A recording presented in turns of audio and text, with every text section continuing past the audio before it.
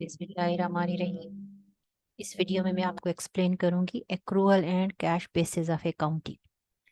तो एक्रूअल और cash basis of accounting explain करने से पहले हम एक्सप्लेन कर देते हैं कि पीरियडिसिटी असम्पशन क्या होता है। तो पीरियडिसिटी असम्पशन के मुताबिक जो इकोनॉमिक लाइफ होती है किसी भी बिजनेस की, उसको आर्टिफिशियल टाइम पीरियड में डिवाइड किया जा सकता है।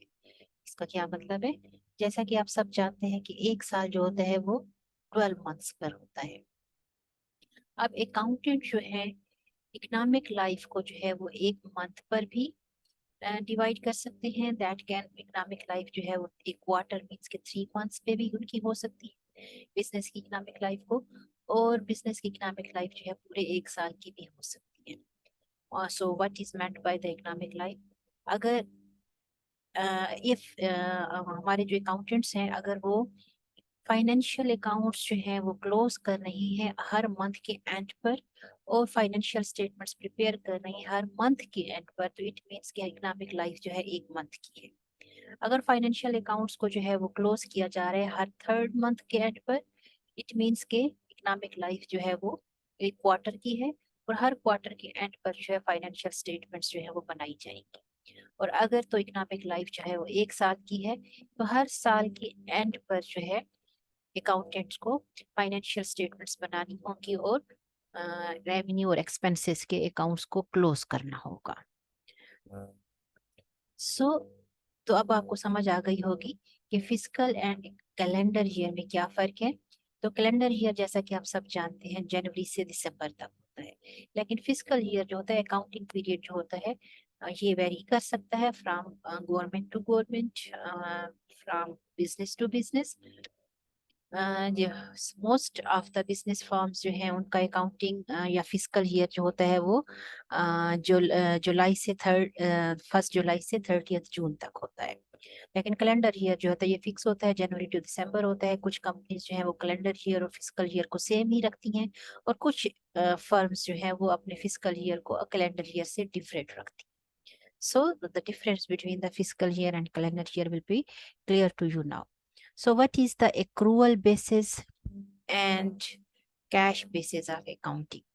तो जब हम बात करते हैं accrual basis of accounting में, तो हम इसमें कहते हैं कि according to this basis कोई भी ट्रांजैक्शन जिस वक्त भी होगा उसको उसी वक्त रिकॉर्ड कर लिया जाएगा, इररिस्पेक्टिव ऑफ द फैक्ट कि कैश हमने पे किया है या रिसीव किया है या नहीं किया, या पे किया है या नहीं किया है।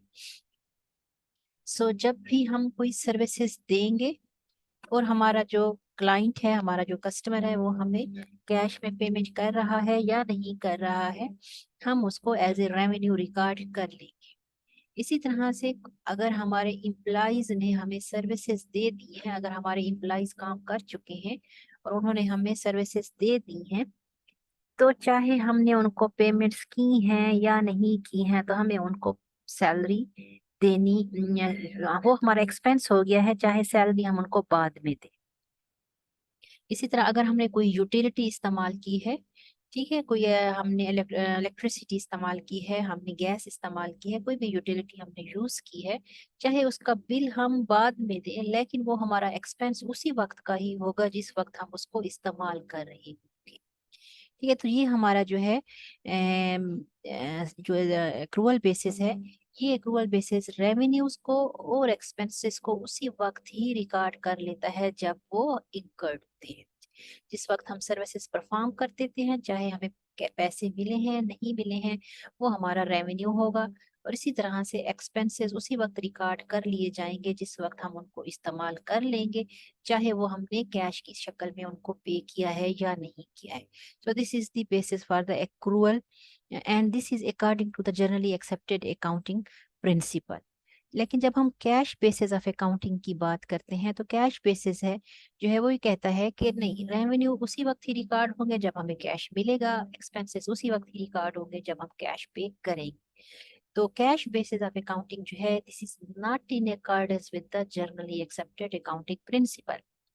जो गैप है जनरली एक्सेप्टेड, जो कि हम जिन रूल्स को हम फॉलो कर रहे हैं इस कोर्स में, that is GAAP. According to GAAP we are going to follow the accrual basis of accounting.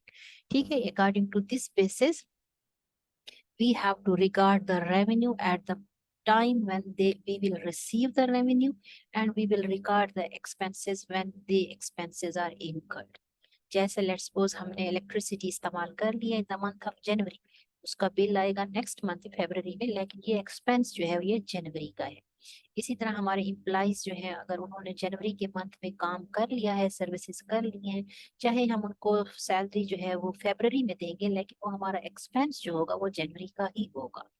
इसी तरह से अगर हमने रेवेन्यू जनरेट कर लिया है, हमने सर्विसेज दे दी हैं, लेकिन हमारा क्लाइंट जो है हमें बाद में पैसे देगा, तो वो पैसे जब भी मिले, लेकिन हमारा रेवेन्यू जो है वो रिकॉर्ड कर लिया जाएगा in the books of account.